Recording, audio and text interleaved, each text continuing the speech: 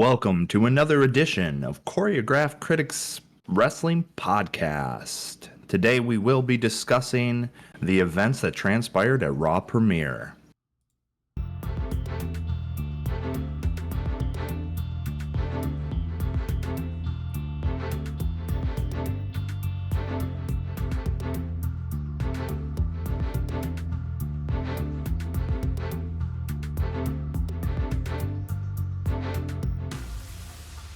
Welcome to the show, everybody. I'm John. Joining me as always is Joel. Hey. Welcome to Netflix, the Netflix era. Oh man, it definitely is a great day. I tell you what, John, I'm saving a lot of money by switching to Netflix. Yeah, definitely. It's been nice for people that know how to navigate it. It's cool. It's a different time. Obviously, it was a big spectacle on Monday. A lot of the show just felt like a big old pat on the back to themselves, which for the most part is deserved. But you know, if we start seeing more of like shows based around their pats on the back, we'll have a problem. So, You saying that reminds me of DIY when they sit on the apron. yeah. And, ah!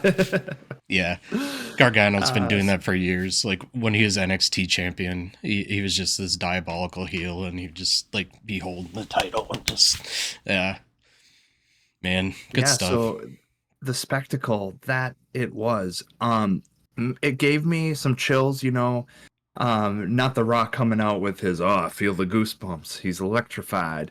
But the curtain drop in Triple H in the middle of the ring, that was classy. Despite all the business favors that I saw throughout the episode, that particular opening was classy. It's something that I don't think Vince McMahon could have executed better. There was, and I shared a video, somebody who doesn't really watch wrestling, and let's face it, this premiere episode was to capture the minds and hearts of new audience viewers who maybe already have Netflix and see, what is this? I can now watch professional wrestling on my Netflix account. But that opening, John, what initial impressions?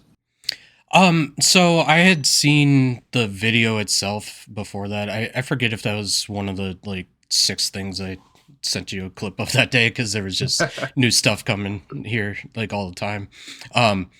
But so what I noticed right away just were the differences between seeing that like just on YouTube versus in the arena, because part of the arena experience was they were showing off the Intuit Dome that opened in Los Angeles in, I want to say, August. Like it's a very brand new building. I didn't know that. Yeah, and so that's where the LA Clippers play. It's their first season there.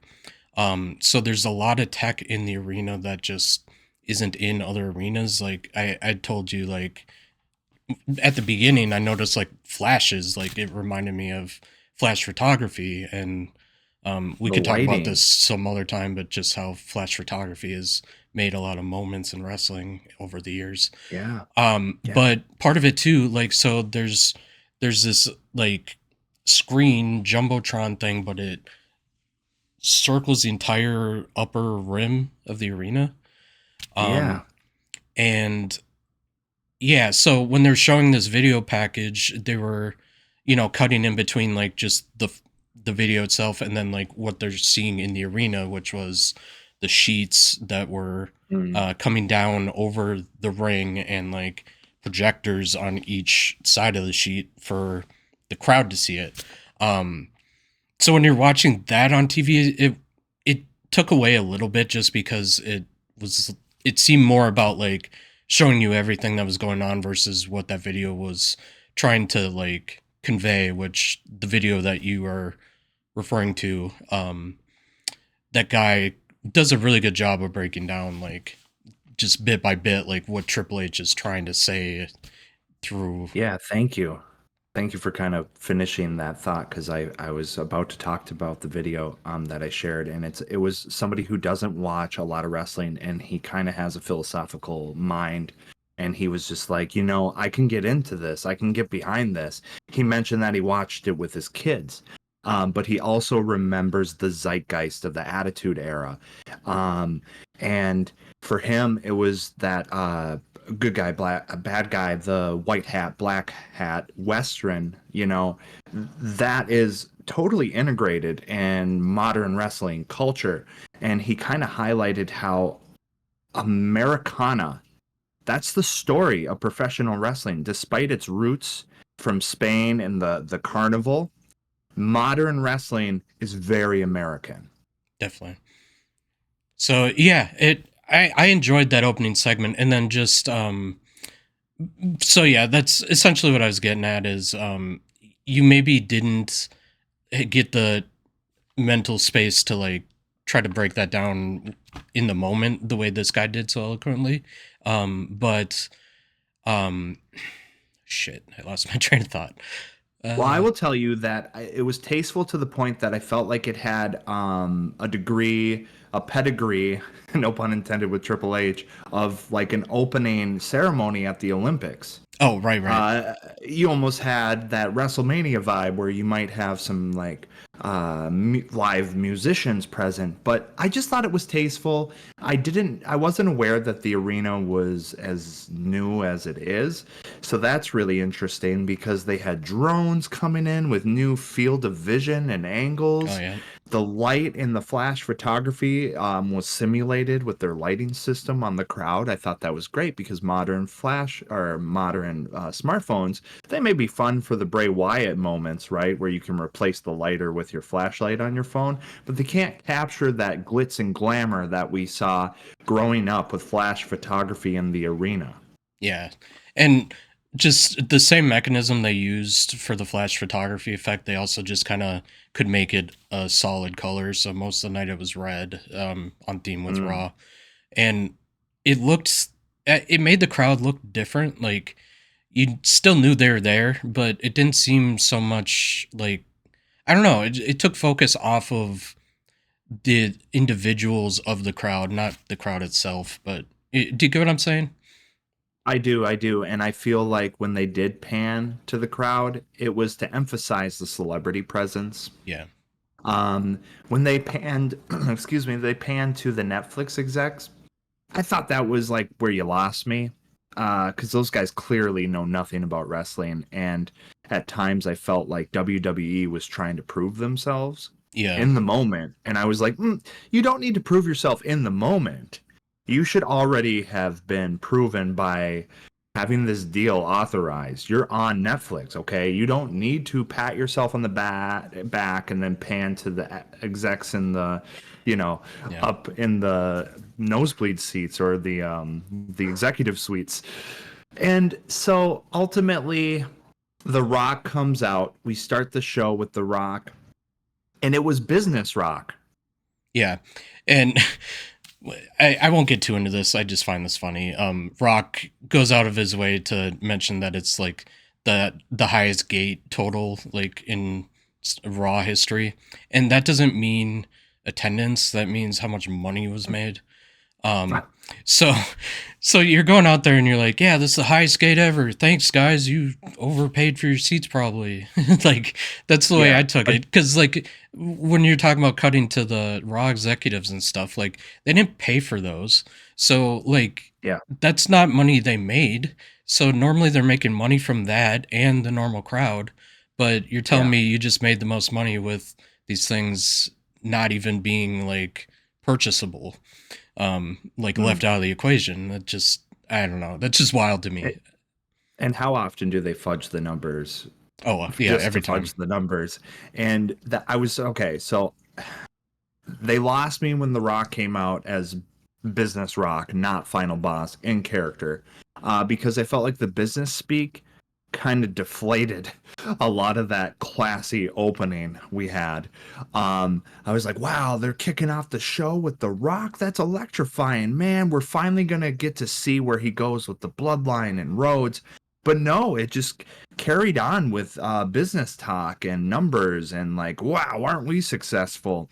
And that that definitely detracted from the experience for people who have been following the product. Yeah. Maybe new viewers were like, wow, yeah, The Rock? Wow, I didn't know he was still a part of it.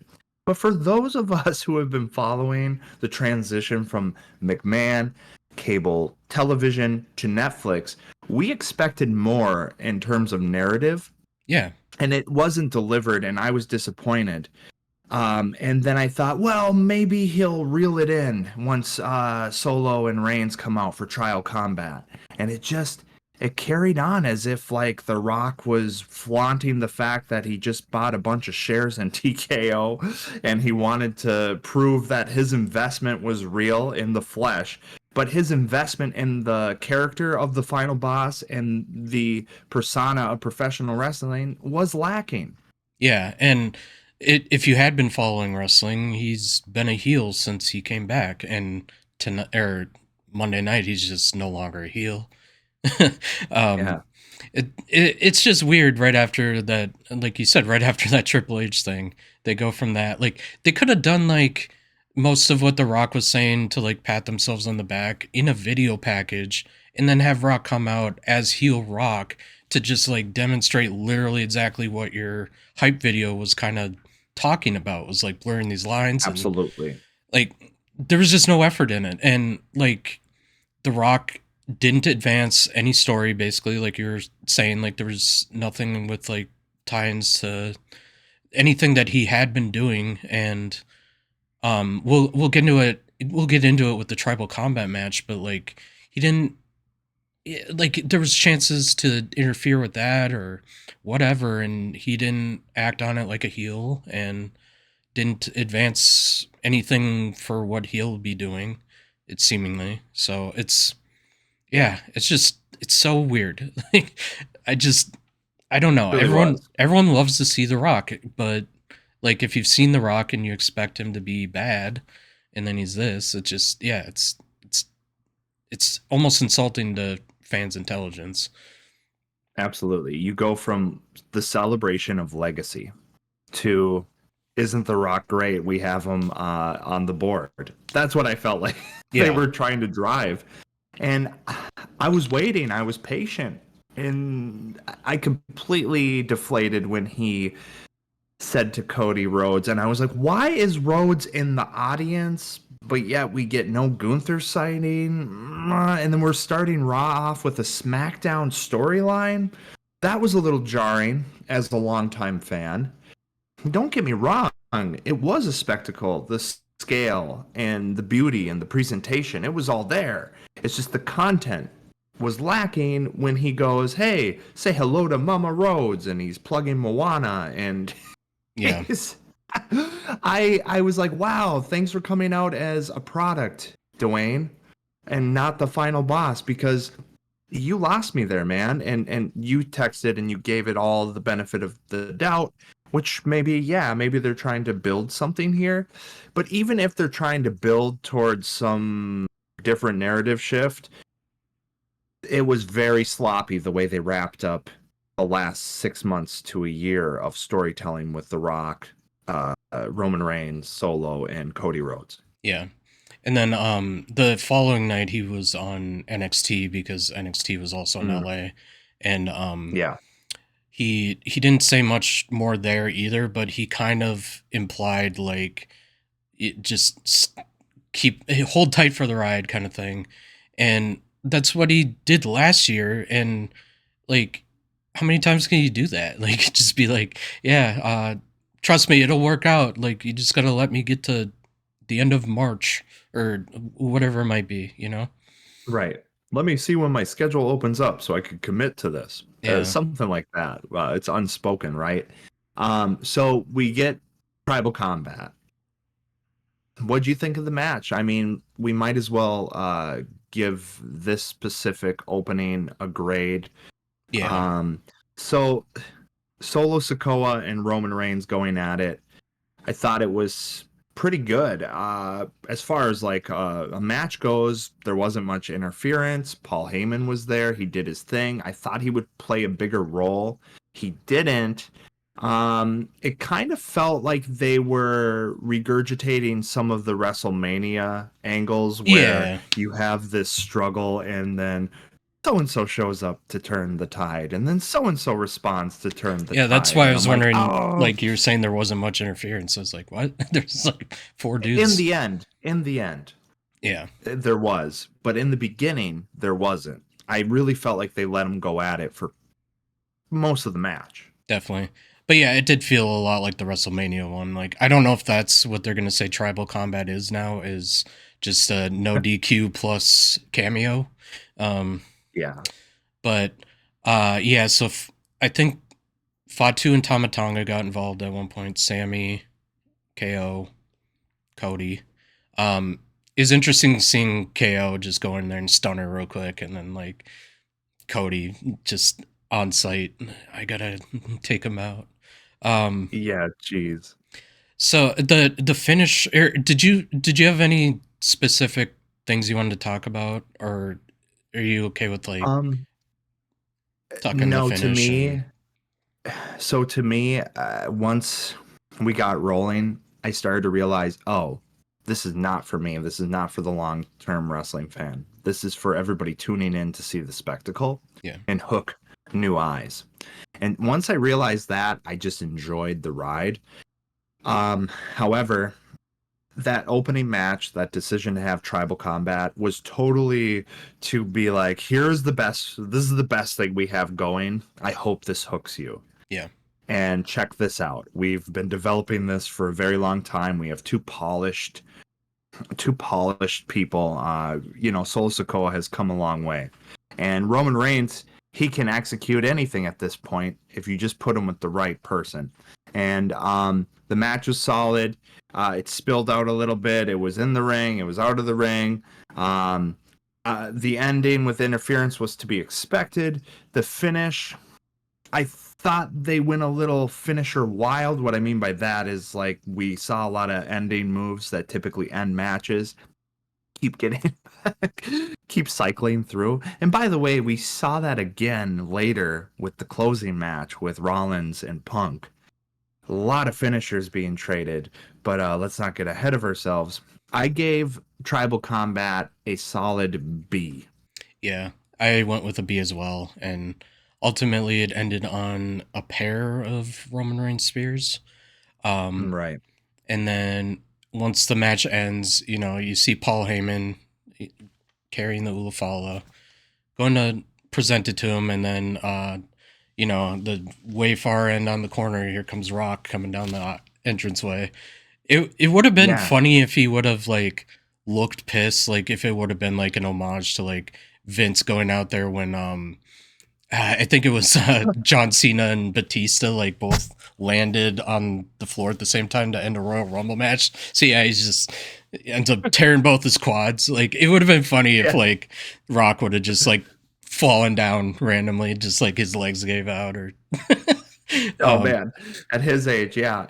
So when I saw him, I'm like, finally, oh great, we're gonna get Final Boss Rock. All that is behind us now. The business speak is over. Nope, it just kept going on. Rock came out and was like, "I'm so proud of you," and that yeah. was it. Yeah, Very he anticlimactic. gets the follow from Paul and puts it on Roman, and there we go.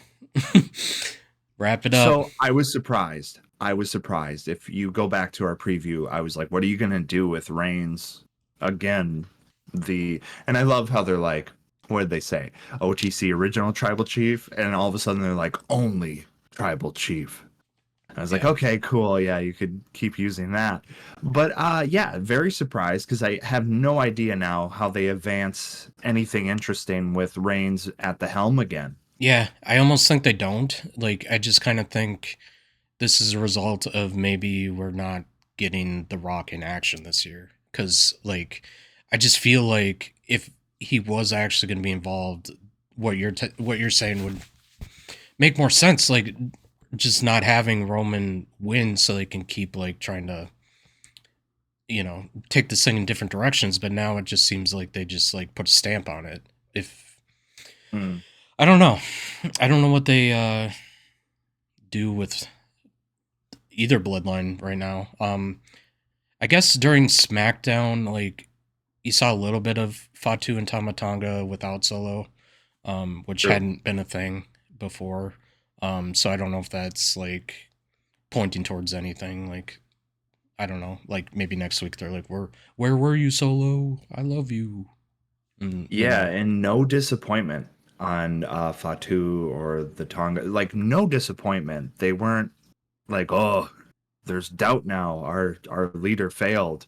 None of that. There was so I overall like sure the match was a quality match because you have two talented, experienced performers, but I was very disappointed with the outcome, the narrative twist, and I thought The Rock would come out and be like, "It's really great, Roman Reigns, but you know, I think I deserve to be the tribal chief," and I thought that was the road to WrestleMania, man. yeah, But no, none and of that happened. it kind of like I don't know when they show like the Rock family tree and stuff. Like they refer to him Yeah. as the High Chief, and they like if you know how to read a family tree, like it's like higher up than the tribal chief. So like I don't know why would the High Chief be like, yeah, I'm gonna be the High Chief and the tribal chief. Like I Good point. so I just I don't know. I think this is all gearing up to like have no Rock involvement this like WrestleMania season, which kind of stinks because yeah, I mean people. It would have been cool to see Rock and Roman last year if it wasn't for like the way that it was Context. presented and yeah the context of it. But yeah, so we didn't get that. We got something better probably, but we all thought still down the road we're gonna get Rock and Roman. We still Yeah. might. It just doesn't feel like there's a direction for it this year. So my hope with Royal Rumble coming around the corner, Reigns will be in the Rumble. That is kind of cool. I think that opens up a lot of possibilities. We know Cena will be in the Rumble. I think you mentioned it last time. This Royal Rumble is not predictable at all. No. We don't have any loose ends to wrap up. This is a clean slate. This Royal Rumble could go in any direction. For sure. And we might as well talk about Cena quick if you want, because that Yeah. was what happened next as he came out Hmm. and told the crowd basically what we thought he was going to say. But interestingly, he addressed about himself how many days it had been since he'd won a match in Ah, WWE.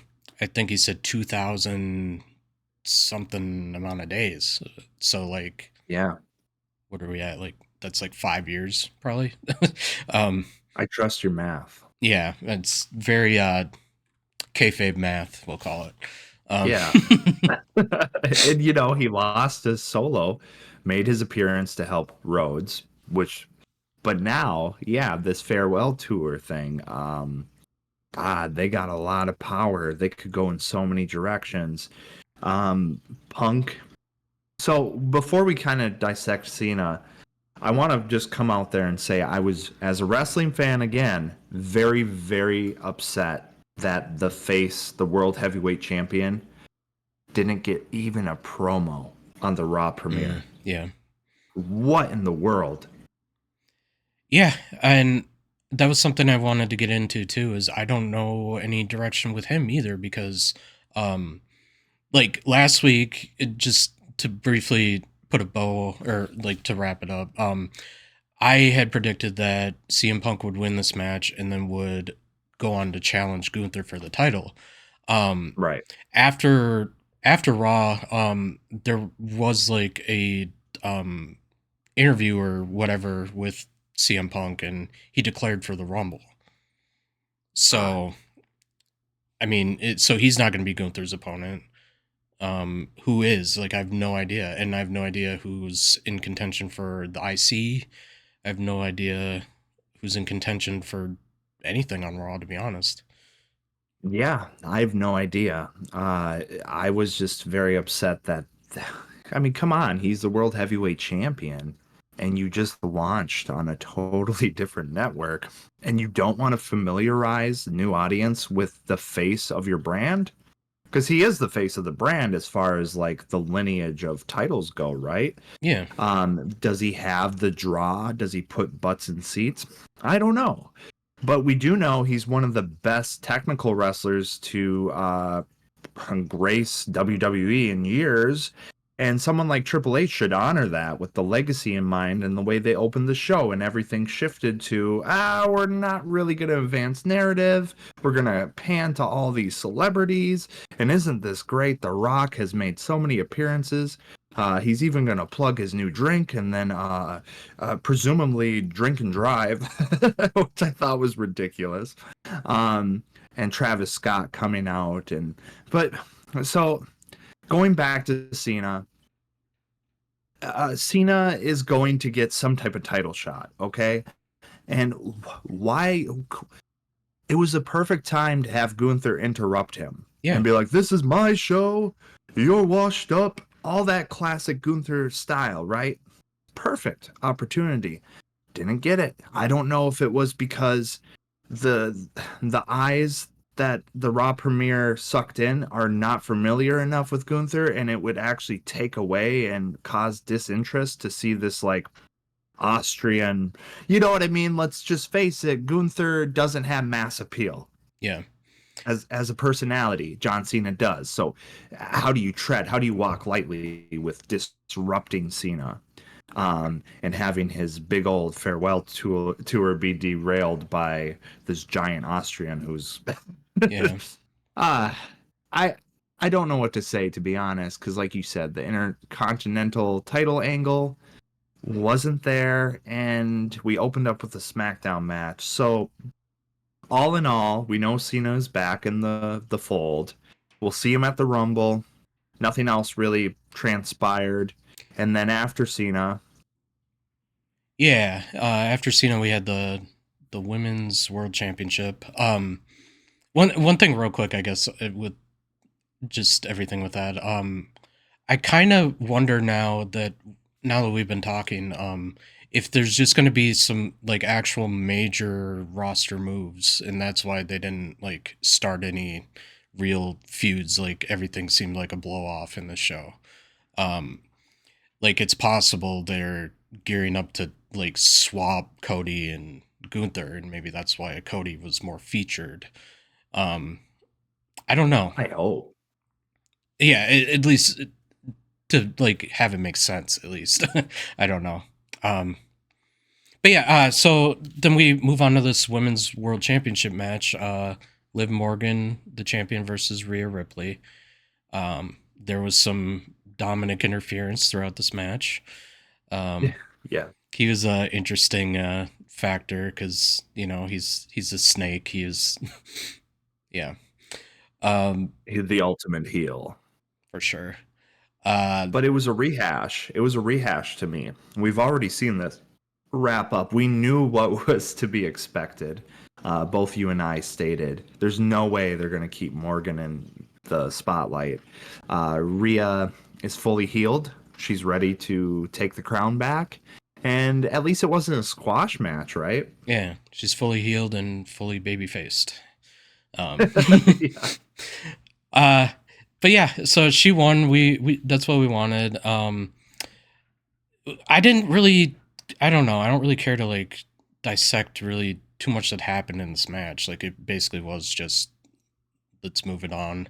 Um, at the end, so he Rio wins. Dom like acts like he wants to let bygones be bygones, kind of thing.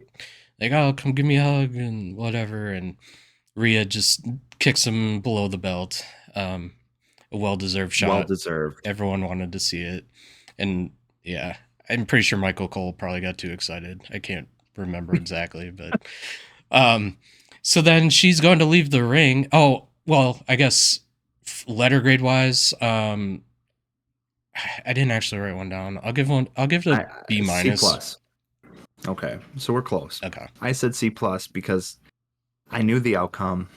I thought it would be a squash match. The cherry on top was the Dominic low blow, of course. Everybody like that alone could have been a match. Like instead of Liv Morgan, there's just a Dominic versus Rhea Ripley. That could have been great. Yeah. But anyway, yeah, C plus. When you mention Michael Cole, I love Michael Cole's energy when he has Pat McAfee at his side. Yeah. He really loosens up, I think. Definitely. I'm gonna miss the dynamic of him and Chelsea Green though, because he's not on SmackDown anymore. Um, but yeah. So then, as Rhea's leaving the ring, once she's about to like leave the stage area, you hear the dong, like Yeah. the Undertaker gong. Um, Boom. and then you hear Kid Rock, I think it was, or I don't know, but yeah, you hear Kid Rock, and then it says American Badass on there, and you're like, oh, he's coming out as this version of Undertaker. Okay, Yeah, you're like, all right. So for whom the bell tolls? Oh, it's Undertaker, but why? And I was like, wait a minute, is he now Rhea Ripley's new boyfriend? oh my gosh, Like this is my yard, Dom. I'm a geriatric. I don't, both like bandanas. yeah, yeah. We both love the same color schemes. I Yeah, I don't know. It was like a weird dating profile matchup. I like they both swiped right. I don't know how that works. I've never dated online, but my point is why? Why did that happen? And again, it was just a good little homage to people who haven't tuned in a while. They're like, "Oh, the Undertaker, I know him. Yeah, that makes sense. Yeah, Here he comes. Look at he's on his motorcycle. Kid Rock. I love that guy." Um, and so even Rhea Ripley, I I got a sense that she didn't know really what to do because she's just like, yeah, power, power. And very unnecessary. I felt like the Undertaker should have had his own spot without the Ripley yeah, match. yeah, That would have been better because I was just confused. I was like, oh, they're dating. You know. yeah. And jokingly on the internet, some people called Damian Priest the bisexual Undertaker. So But maybe, yeah, he is a little metrosexual, right? If you follow his NXT roots, he was like a ladies' man on there. yeah, yeah, it's interesting. Anyways, we don't need to talk about Damian Priest more than we have to. Uh, Yeah, that's true. so then the next match we had was Jey Uso versus Drew McIntyre. And Right.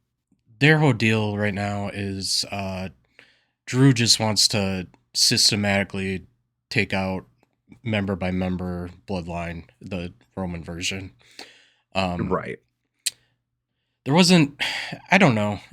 Did you have much about this match that interested you other than like the Travis overall Scott. like angle to Drew, I guess?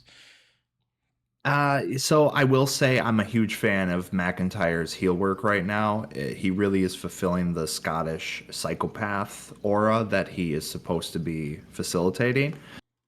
Doing a great job. Sometimes he's like just like Kevin Owens. I love his heel work right now. Both of them are doing a fine job being unhinged, right? Very convincing stuff. Um, so last time we talked, I said, they got to do something with Jay. Maybe he'll be the next inheritor of the tribal Ula Fala.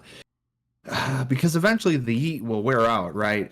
So this match to me was to capitalize on the mass appeal of Yeet, and they paired it with one of their best heels at the moment. Sure. There was no other reason for these two to go at it except for it fit and it's on paper and it was well executed. I'm just saying on paper, if you're not a longtime fan, this is great. Like I feel like Jay Uso really taps into the younger generations. I feel like even though Yeet is an old word, old meme, the way he's taken it captured the zeitgeist of hip hop and where it's at, and the youth culture, and even the color and the Gen Z.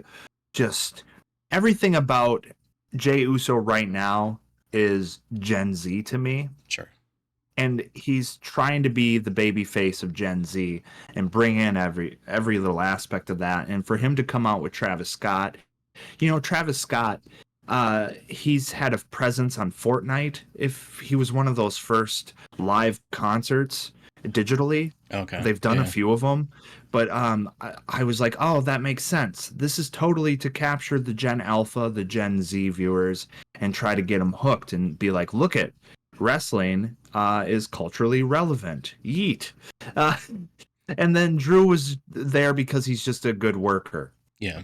I don't think there was any other reason to pair those two and pit each other um, at Raw, except for it looked great.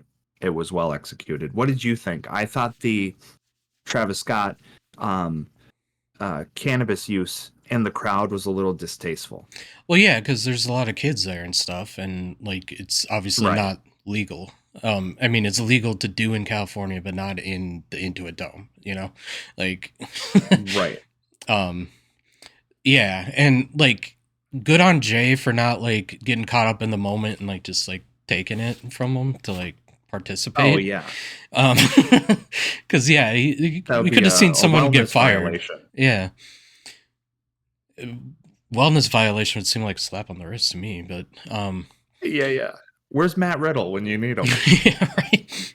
Oh my gosh, that would have been funny to see like Bro. Matt Riddle like hooking up Travis Scott with product.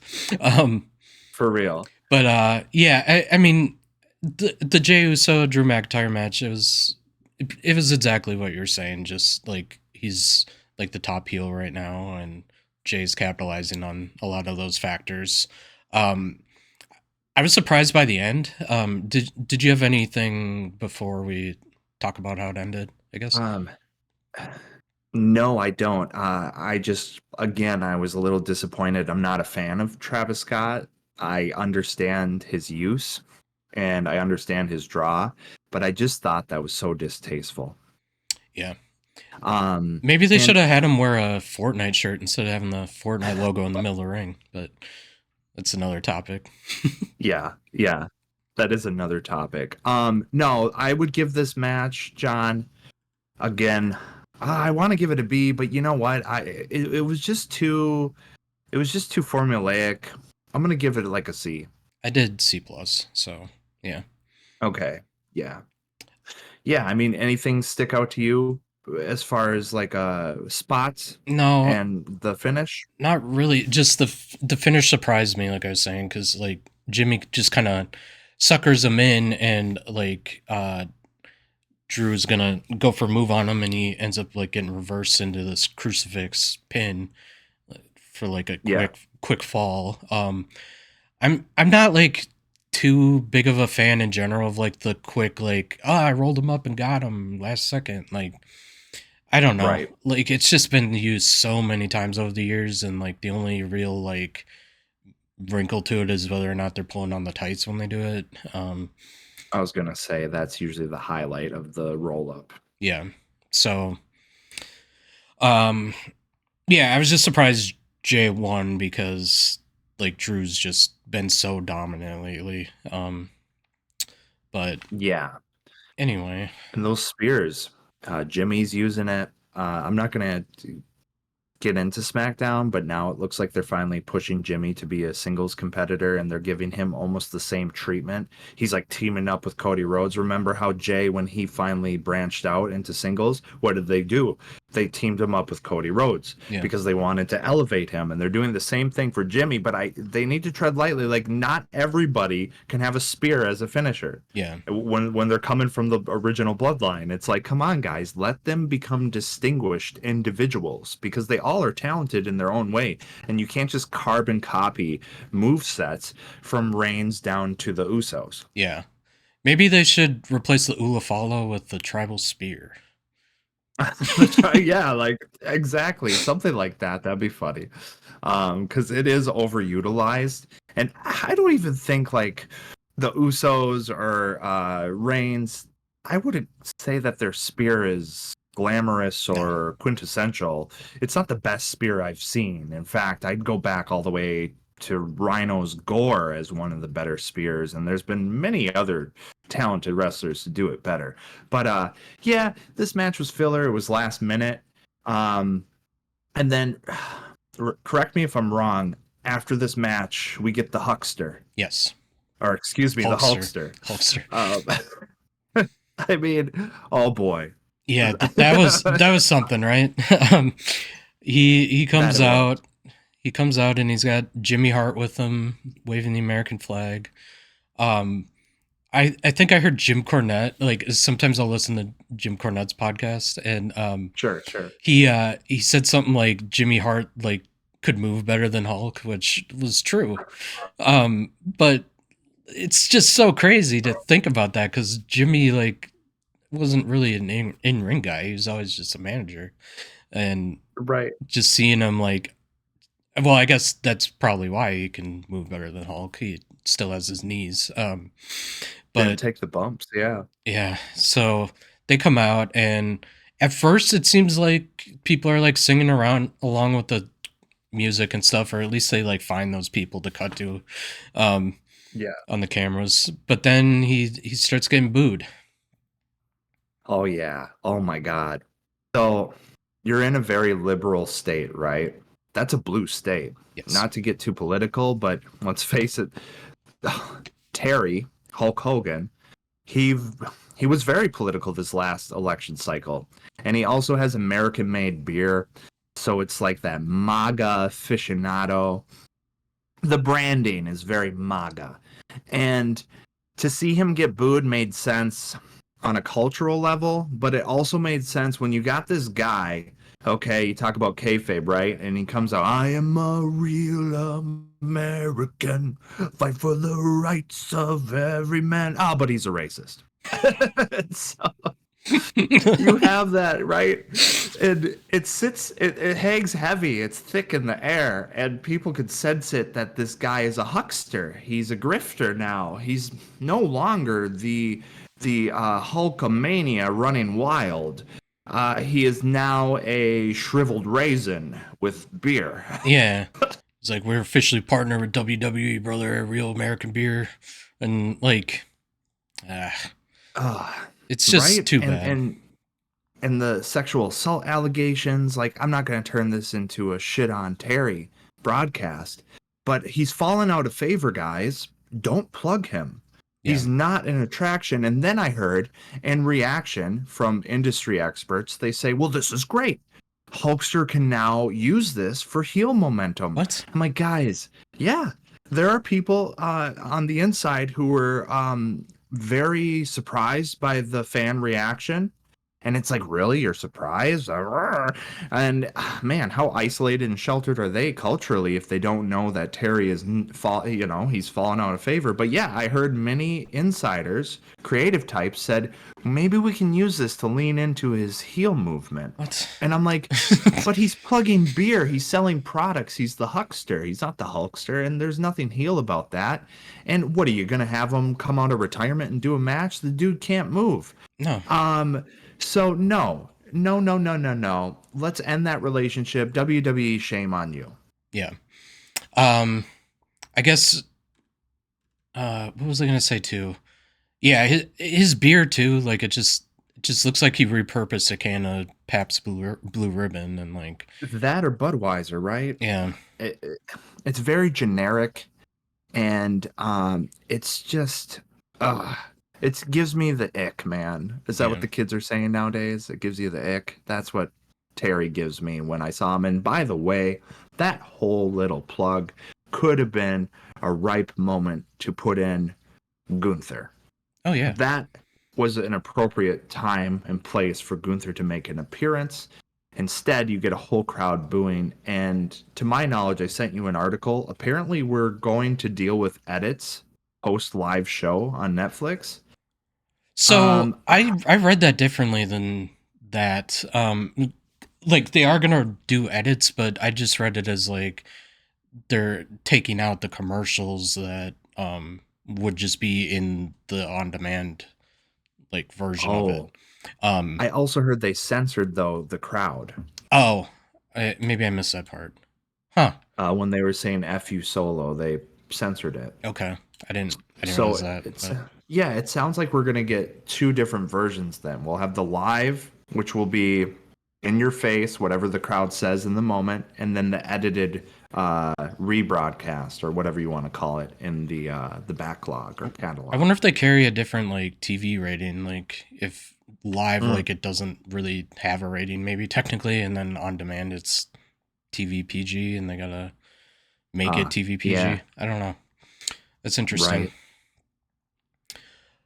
Yeah, And then so to end the big spectacle, we had CM Punk versus Seth Rollins, which like we had discussed in the past. Like there's so much build for these two to have a feud, but at the same time, yeah, like they kind of threw this not they didn't throw it together, but like it was pretty quickly like actually formed, I guess. People thought there was going to be a little more build and maybe be like a PLE match with these guys or whatever. But yeah. interestingly, on Busted Open Radio, Bully Sure. Ray and Dave LaGreca were talking back and forth, and like Punk had said in the past he wants to headline a WrestleMania, and then their conversation was, well, is this Raw on Netflix as big or bigger than a WrestleMania? And CM Punk just headlined it and won. Um, I don't think Punk is going to be like, yeah, good, I accomplished my WrestleMania main event from that one.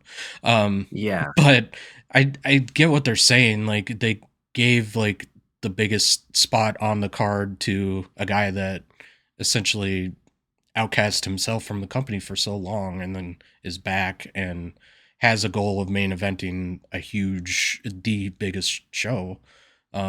So yeah. I I mean, thought they would open with that match, to be honest. yeah, me too.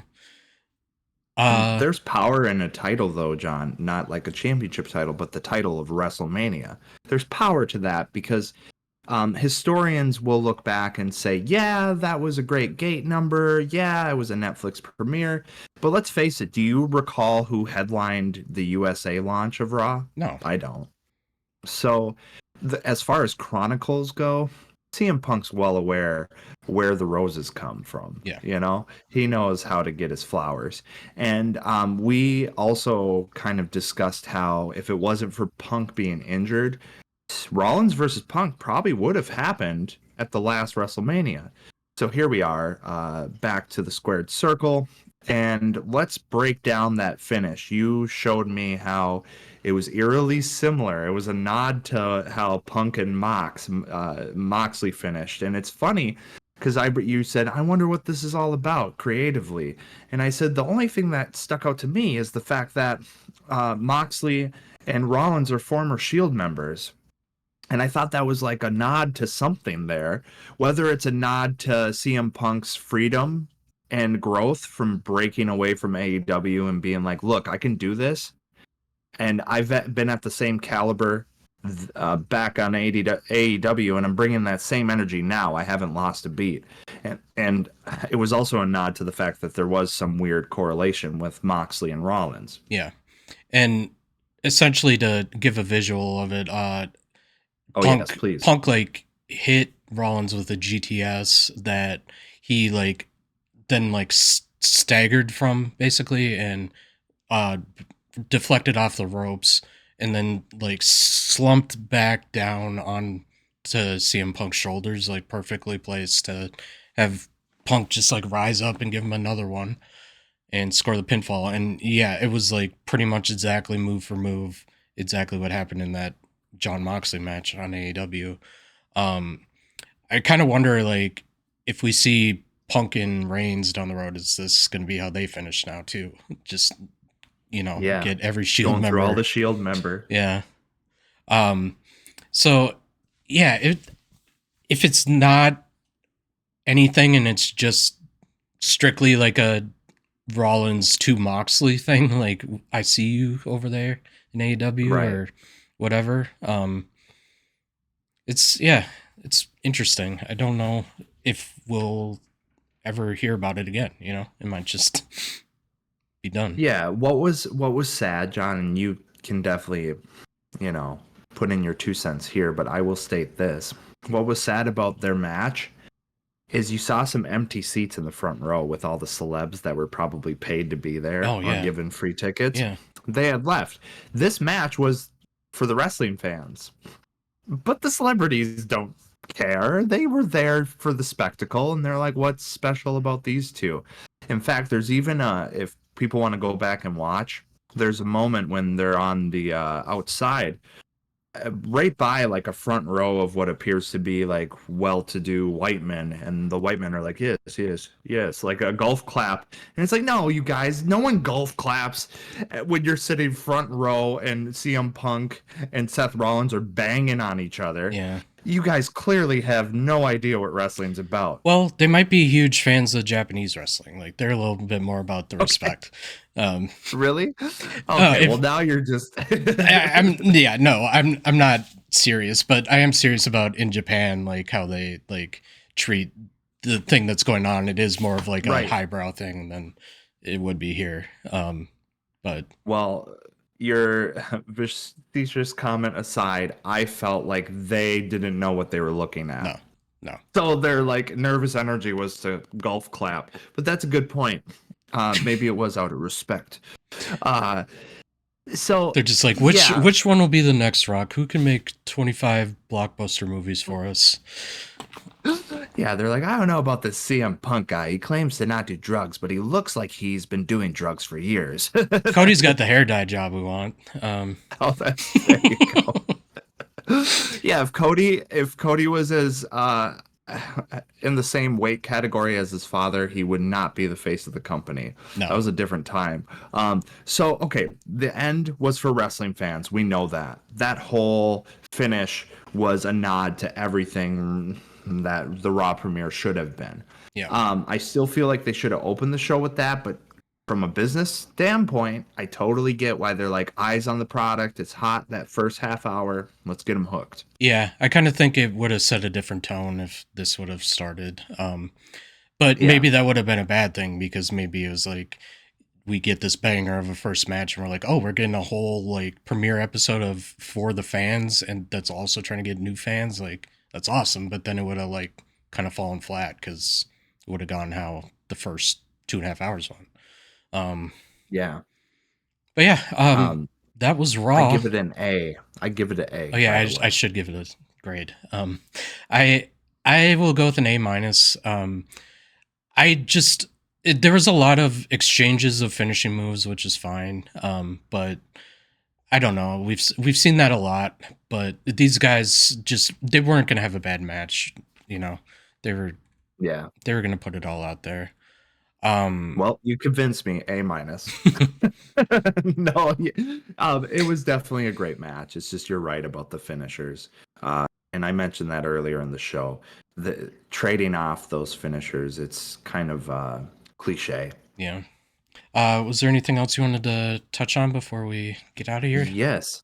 Yeah, I so there's two things, maybe three. So the first thing I wanted to say is a lot of people don't know in the United States, but regionally, so other countries have access to SmackDown already on Netflix. It's already launched. Yep. And if people are wondering why there's a weird like blue mat and things seem to be production wise elevated on SmackDown, they already launched in other countries on Netflix. Right.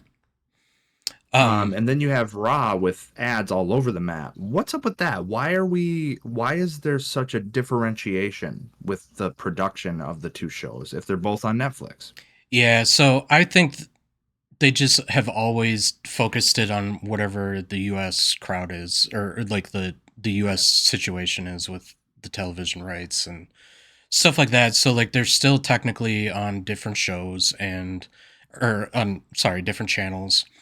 Right. Um we just have the benefit of knowing how to access Netflix as if we're in a different country. Um not everyone knows how to go about that, but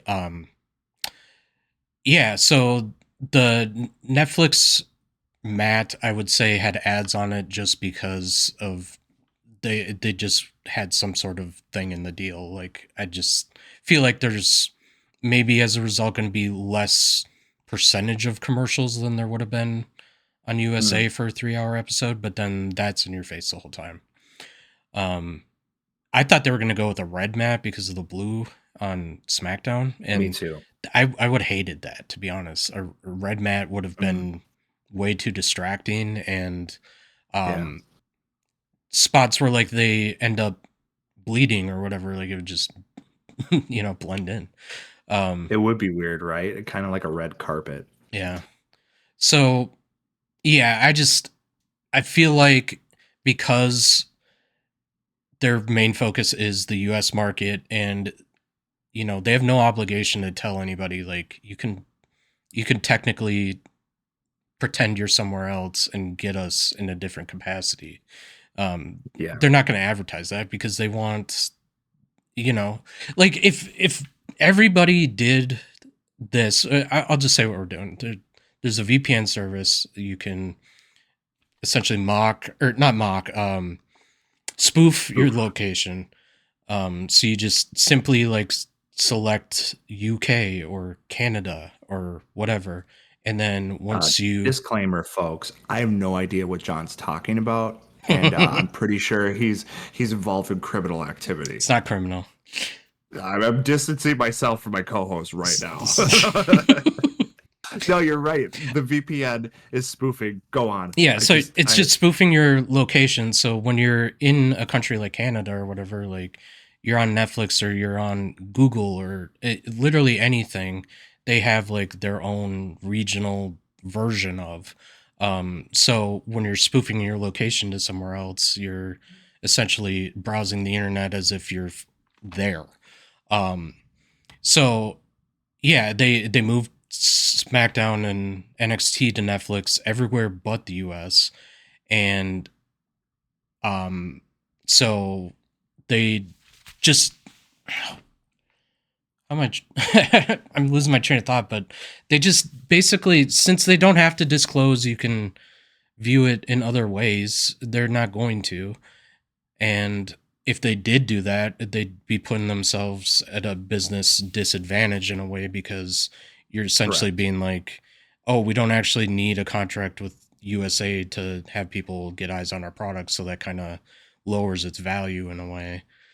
Um, Yeah, and they got broadcasting agreements and licensing rights that they don't want to disappoint their their agreement, right? They go, USA, you still have SmackDown. You got eyes on the product. And it's so funny how they kind of rolled SmackDown out without a real premiere, but it was obvious that something was different to US audiences when they did the 3 hours and there was a blue mat and it felt like an elevated production. And now it all makes sense because I tuned in with the VPN and I go, oh, this makes sense. They are already on Netflix for so many other countries. But to the US audience, they just go, shh, keep paying for cable network. And man, we talked about this before. Cord cutting became just as expensive as cable television. And so now we are left with no local network broadcasting rights for Raw or SmackDown. It used to be on Fox. You didn't have to pay for it. You could get it through your local television. And now, if you are not using a VPN, you still have to split your bill between a cable access streaming service or traditional cable television and Netflix. But if you spoof and use the VPN, you can already tune in to all of WWE's content on Netflix, minus some NXT stuff. something weird happened with the call there. You were kind of crackling a little bit. So Oh, hopefully people got all that. I did. So, um, sorry, what was your actual question? oh, no question. I was just saying that ultimately Netflix should be more accessible Oh, to yeah, everyone to watch wrestling, and I hope they get the U.S. audience on the same deal as other countries because I love having SmackDown and Raw on one service yeah, that is way less expensive than streaming or cable television. yeah, definitely.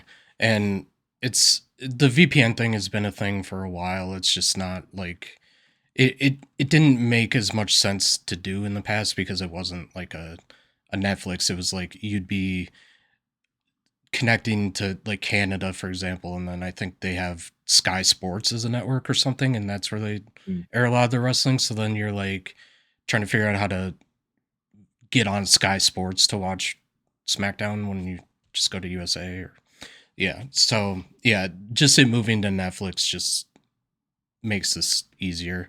Um I don't really have anything else to add. Oh, you said you had something else other Yeah, I than wanted to wrap up the show with getting your input on this.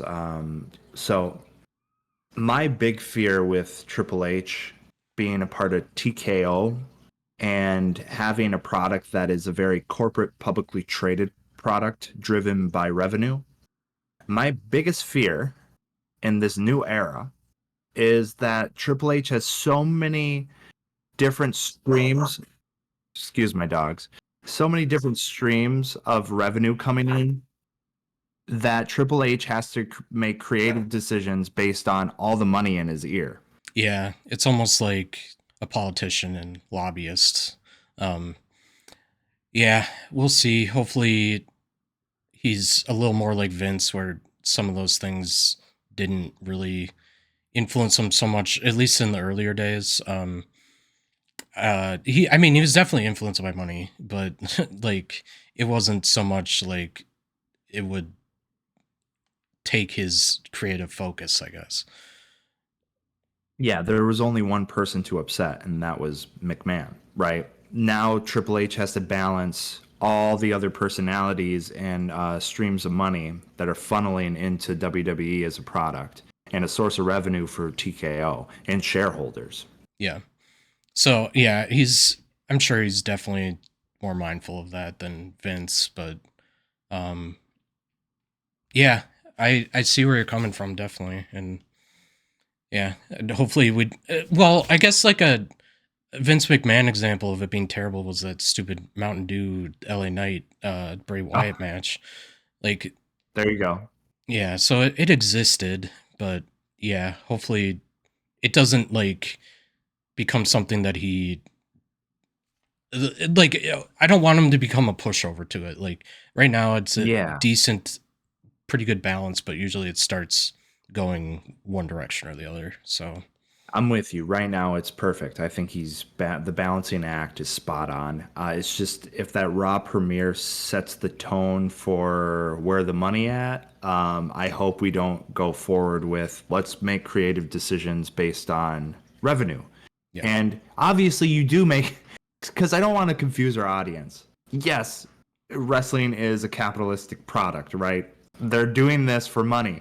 But my point is there's also legacy and there's Yeah. also the fact that you have to honor the sport and this form of creative entertainment. And I don't want Triple H to be sitting in a boardroom and go, let's see here. Well, this board member has done this favor for us. Like you said, the lobbyist aspect. The buck would stop with McMahon before, and I want the buck to stop with Paul Levesque. And I want him to make creative choices and decisions that are in favor of the history and legacy of professional wrestling, not the portfolio of TKO. Yeah. And just for the profit side of it, like um we would obviously rather see them be successful and profitable because of a foundation of good story and just what people want to see. It it deflates from it when you're like, oh yeah, we're really profitable. It's like, yeah, well, you got all that from Slim Jim, or like it wasn't from anything you did. It was from putting Slim Jim in people's faces. Um, Yeah, so snap into Slim Jim John. might have to for lunch. There Um, you go. uh, Mix it up with the cheddar. So, John, when will we be back? I know we have Royal Rumble coming up. It is the 1st of February and the beginning of February.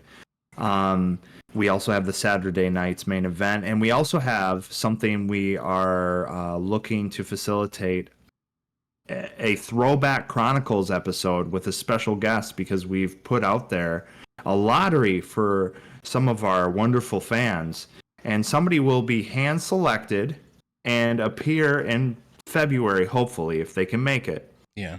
They will appear as a guest, and it will be our first guest of honor. And so we'll roll out the red carpet and we'll discuss some of the territory days of professional wrestling. For sure. And I'll be doing my research to make sure you're old enough to know what you're talking about. Um, no, I'm just kidding. Could you imagine like some teenager, like we pull a teenager and like, territory days. yeah, tell me about Vern Gagne. Well, ChatGPT says. Yeah, exactly. That would be funny if like we're asking somebody questions. This is a dumb tangent and then we'll go, but I saw a social media video of somebody in an interview where he was like in this kind of environment, like on a Zoom call or whatever, and when the interviewer would ask him questions, he had his microphone listening on ChatGPT. So like the question the interviewers asked him is getting asked to ChatGPT, and he's like hitting enter on it for the answer, like filling in, and he's just like reading it, and I was just like, holy cow. Like, Yeah, he's constantly phoning a friend. yeah, and his friend is the biggest mind database that we've ever seen. Yeah, Just crazy. Who wants to be an incompetent guest? Yeah, so anyways, hopefully our guest, whoever wins, doesn't take from this person I'm talking about and just have our questions go to ChatGPT for him. No, I'm sure we'll get a very qualified guest, and it will be a wonderful show. So look forward to that, and John and I will touch base soon and probably gear up for Saturday night's main event. Yes, sir. And like you said, those are 1 weekend apart. And I think I mentioned before we could do like a recap of Saturday night's main event into a preview of the Royal Rumble, because usually those are just 2 Royal Rumbles and then a couple other things sprinkled in there. So Absolutely. it'll be a good conglomerate, I guess. But yeah, thank you everybody for joining. Go Broncos. We start in 9 minutes. Playoff start. I don't know if you have any football allegiances, but No, I don't. I'm just heckling. I know. We could pretend you're a Buffalo Bills fan for the heel versus face dynamic. We'll say Buffalo's. There we go. Buffalo's the heel. So yeah, go Tune Buffalo in. Bills. Wait. Okay. But yeah, anyways, have a good rest of your week, and we will talk to everybody next time.